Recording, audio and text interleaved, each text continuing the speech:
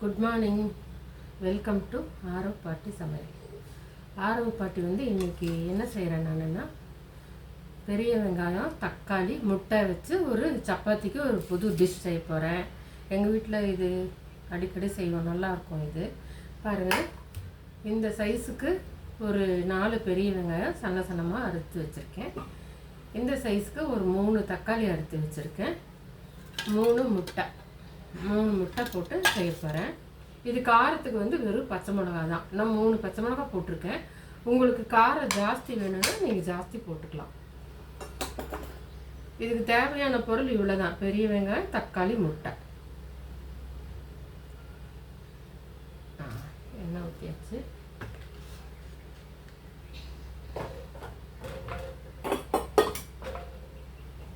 நம்ம இதுக்கு கடுகு கூட போட்டு தாளிக்க வேண்டியது இல்லைங்க, வெங்காயத்தை போட்டு வணக்கினா போதும்.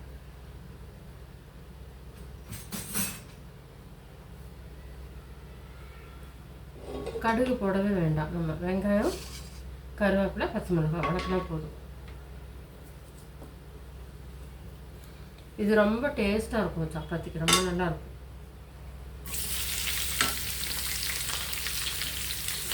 இஞ்சி பூண்டு பேஸ்ட்டு அது எதுவுமே வேண்டியதில்லை. வெறும் வெங்காயம், கருவேப்பிலை, பச்சை மிளகாய்.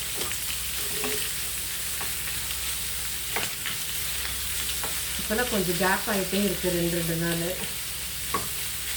டெய்லி போட்டுட்டு இருந்தேன்.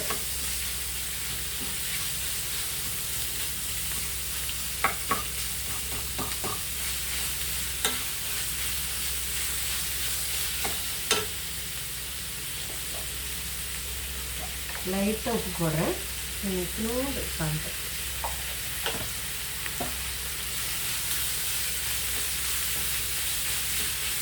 எப்பவும் போல் கண்ணாடி பதம் வந்தால் போதும். நம்ம ரொம்ப ப்ரௌனாக ஃப்ரை பண்ணுற மாதிரிலாம் வளர்க்க வேண்டியதில்லை, கண்ணாடி பதம் வந்தால் போதும்.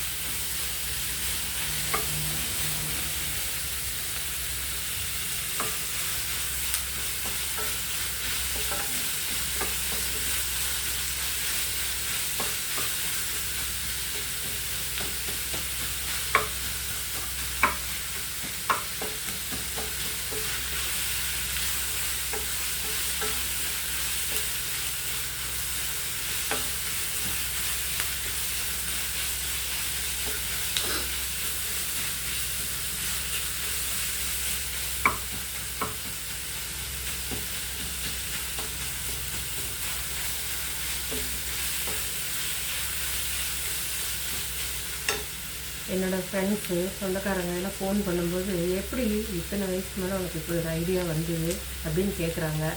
ஆனால் இந்த 2-3 வருஷத்துக்கு முன்னாடியே எங்கள் பசங்கள்லாம் கேட்பாங்க, ஏம்மா ஏதாச்சும் ஒன்று நீங்கள் நல்லா செய்கிறத போடலாம்ல, வீடியோ போடலான்னு. அப்போல்லாம் டைம் இல்லை, பிள்ளைகளை பார்க்கணும், பேரனை பார்க்கணும், வேலையே சரியாக இருக்கும். நம்மளோட ஆசை எதுவுமே பார்த்துக்கவே முடியல. பாருங்கள், இப்போ ஃப்ரீயாக இருக்கேன். இப்போ நான் குக் பண்ணுறதெல்லாம் வீடியோ போட்டுட்ருக்கேன்.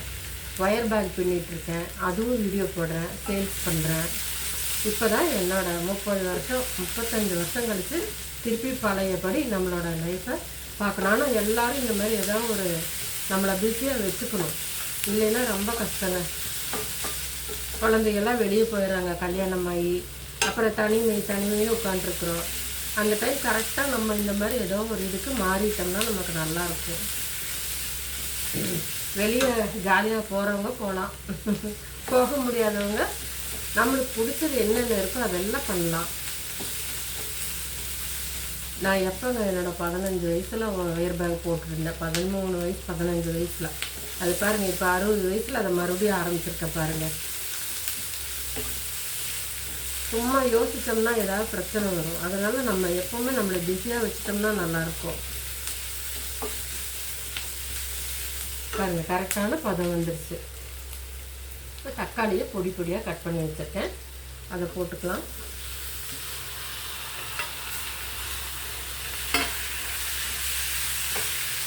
இதை போட்டு தண்ணியெல்லாம் ஊற்றக்கூடாது, அப்படியே சிம்மிலேயே வச்சு அந்த தக்காளி விழுற தண்ணியிலேயே வணங்கணும்.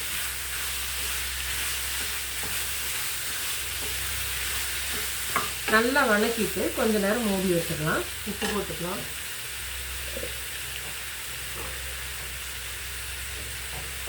பாருங்கள், நான் இவ்வளோ ஊற்றி போடுறேன்.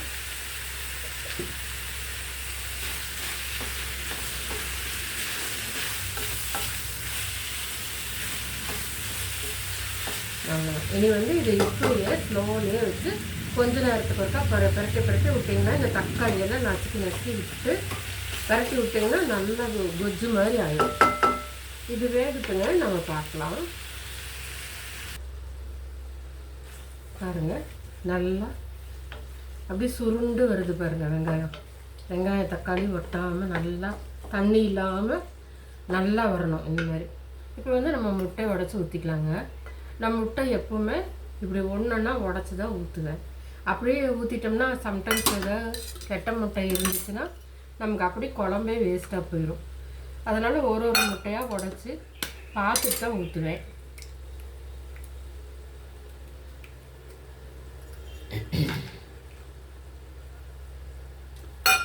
மூணு முட்டை ஊற்றுறேங்க.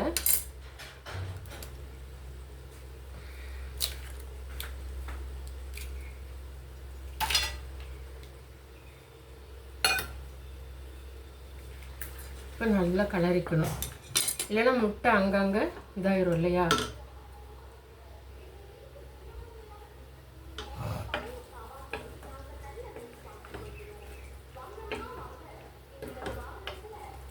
நல்லா கலக்கிட்டே இருக்கணும்.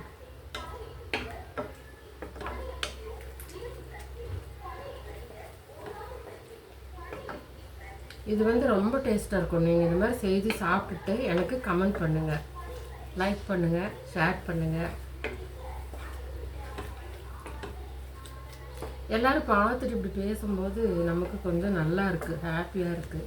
அதை என் ஃப்ரெண்டு சொன்னா பாருங்கள், இவ்வளோ நாள் வேஸ்ட் பண்ணிட்டோமே ரேவதி, ஒன்றுமே பண்ணாமல் விட்டுட்டோமே அப்படிங்கிறாங்க. அதனால் எல்லாருக்கும் டைம் கிடைக்கும் போதே ஏதாவது ஒன்று பண்ணுறக்கு ஆரம்பிச்சிருங்க. இப்போ மேக்ஸிமம் பொண்ணுகள்லாம் வேலைக்கு போகிறாங்க. வீட்டில் இருக்கிறவங்க இந்த மாதிரி நமக்கு பிடிச்சது ஏதாவது செய்து பழகிக்கணும்.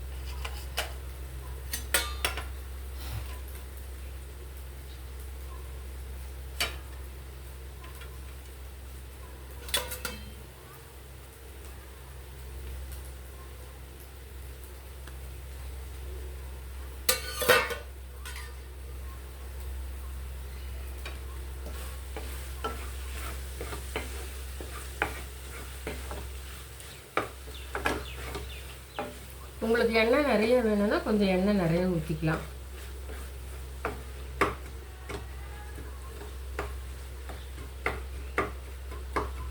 அவ்வளோதாங்க, ரெடி ஆகிடுச்சு. நான் கேப்பில் அப்படியே சப்பாத்தியும் செய்துட்டேன்.